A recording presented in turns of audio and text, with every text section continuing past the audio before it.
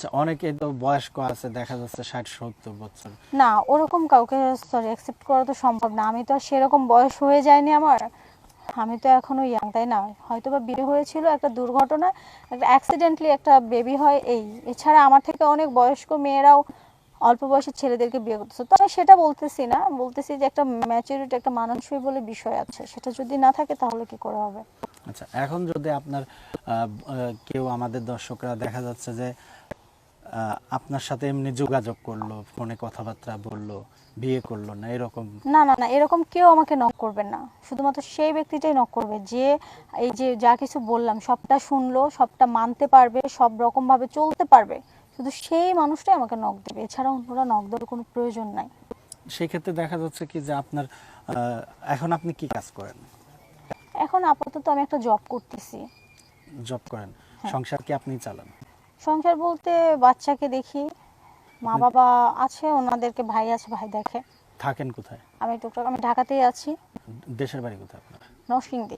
নরসিংদী। ঢাকা, ঢাকাতে কি আপনি একাই থাকেন? হ্যাঁ, এখানে আমি একাই থাকি বাচ্চাকে নিয়ে। আচ্ছা, বাচ্চার বয়স এখন কত? 3 বছর। 3 বছর। আচ্ছা, দেখা যাচ্ছে যে আপনার ভরণ পোষণ দিল, আপনার সে বাসা ভাড়া দিল, মাঝে মধ্যে সে আসলো। এক- না না না, এরকম কাউকে হবে না। আমি সংসার করতে চাই সুন্দরভাবে।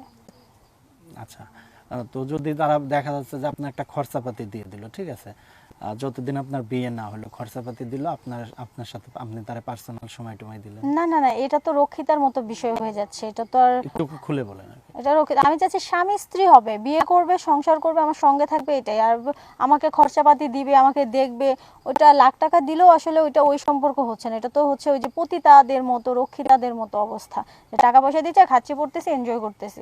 ওইরকম না। আমি বললাম না এক কথা, যে আমি সংসার করব সুন্দরভাবে, সাধারণ মানুষ হোক।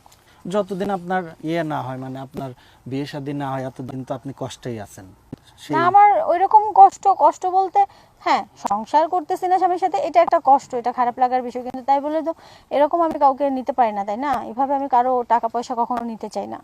যে আমার স্বামী হবে শুধু তারটাই খাবো পরবো, আর যতদিন না হবে নিজে উপার্জন করে খাচ্ছি পড়তেছি, আমার এতেই চলবে। এখন আপনার আত্মীয় স্বজনের মধ্যে কোনো রিলেটিভ? না, আমি আমার কোনো পরিচিত রিলেটিভের মধ্যে আত্মীয়তা করবোই না। কারণটা কি? কারণটা ওই যে এর আগে আমার যার সঙ্গে বিয়ে হয়েছিল সে আমার রিলেটিভের মধ্যেই ছিল। মানে?